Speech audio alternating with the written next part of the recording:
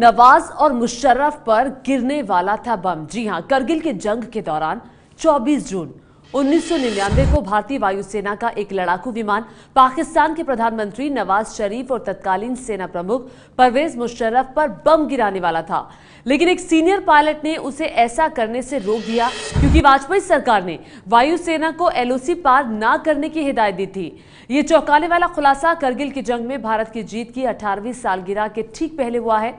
ABP news संवाददाता नीरज राजपूत ने इस घटना के बारे में भारतीय वायुसेना के पूर्व एयर मार्शल एके सिंह से बात की। एयर मार्शल एके सिंह वही वरिष्ठ पायलट हैं जिन्होंने 18 साल पहले वायुसेना के जैगुआर लड़ाकू विमान को नवाज शरीफ और मुशर्रफ पर बम गिराने से रोका था। तो ये बड़ा खुलासा हुआ है। इस वक्त हमारे साथ खुद एयर मार्शल एके सिंह हैं, उनसे बातचीत करते हैं इस मुद्दे पर। सर, सबसे पहली बात तो ये कि ये कैसे हुआ, और आप क्योंकि खुद पीछे चल रहे थे, क्या ये अनजाने में हुआ कि आपने मना किया कि इधर बम नहीं गिराना है, या क्या आपको जानकारी थी कि वहाँ पर पाकिस्तान के प्रधानमंत्री या सेना प्रमुख मौजूद हैं? जी नहीं, कोई जानकारी नहीं थी किसी भी तरह की। और फिर टेंशन तो चल ही रहा था और बॉम्बिंग चल रही थी रात और दिन दोनों ही टाइम में, तो लिहाजा ये इस तरह की कोई भी खबर नहीं थी कि वहाँ पे नवाज शरीफ साहिबा या आर्मी चीफ वहाँ पे प्रेजेंट हैं। पर इतना ज़रूर था कि क्योंकि गुलतरिया एक बहुत बड़ा टारगेट है और उस समय मस्को वैली की तरफ बॉम्ब गिराने के लिए हवाई जहाज़ तात्पर्य था। CLDS पे ट्रैक कर रहा था उसको। वो CLDS इंस्ट्रूमेंट होता है, जिससे मैं बताऊँ, कॉकपिट के अंदर एक आपको कॉकपिट डिस्प्ले दिखता है जो ज़मीन से पिक्चर्स उठाता है और आपको एक बखूब टेलीविज़न की तरह दिखाता है वो।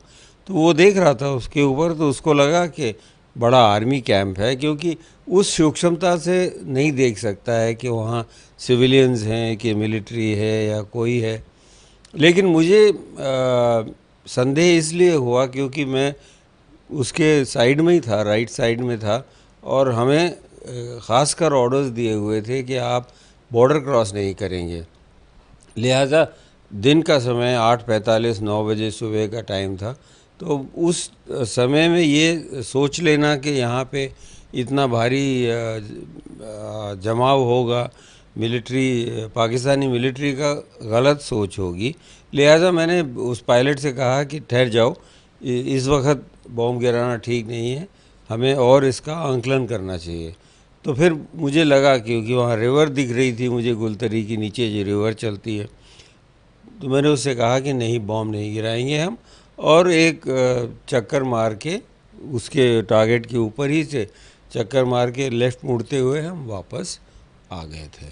आप लोगों को कब पता चल पाया कि जिस जगह पर ये हमारा जैगुआर बॉम्ब गिराने वाला था, टारगेट करने वाला था, वहाँ पर प्रधानमंत्री पाकिस्तान के नवाज शरीफ और उनके सेना प्रमुख मौजूद थे, परवेज मुशर्रफ? ये तो 2-4 साल के बाद पता लगता है, क्योंकि उस समय तो कोई भी नहीं, न तो हमें कोई ज्ञान था, न मेरे ख्याल से पाकिस्तान को कोई ज्ञान रहा होगा कि इस तरह से जैगुआर उनको लेस कर रहा है और उन्हें दिखाई दे रहा है।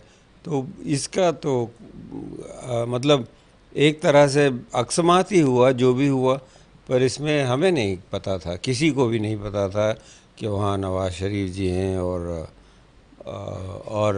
परवेज़ मुशर्रफ साहब हैं। और अगर मेरे हिसाब से तो अगर पता भी होता तो शायद बॉम्ब फिर भी नहीं गिराता कोई। ये है ABP न्यूज़, आपको रखे आगे।